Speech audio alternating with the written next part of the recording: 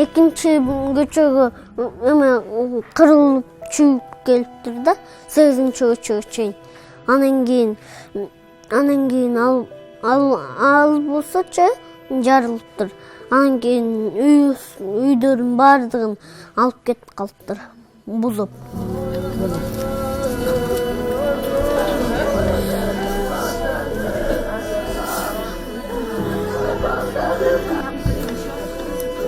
Карындашым 5 жашта, андан кичинекей 1 жашка эми чыгабы ошондой.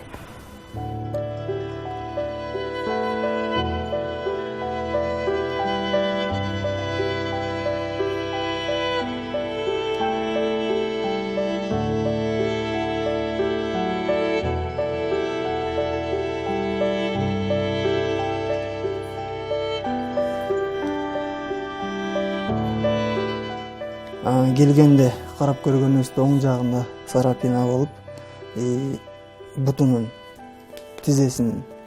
сол тизесин ооруганынан жалып кылган даттаналары.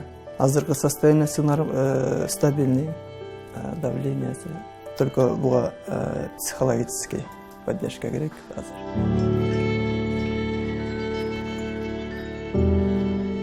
Чоң самолет биздин кошунабыздын крышасына алып кетип калыптыр.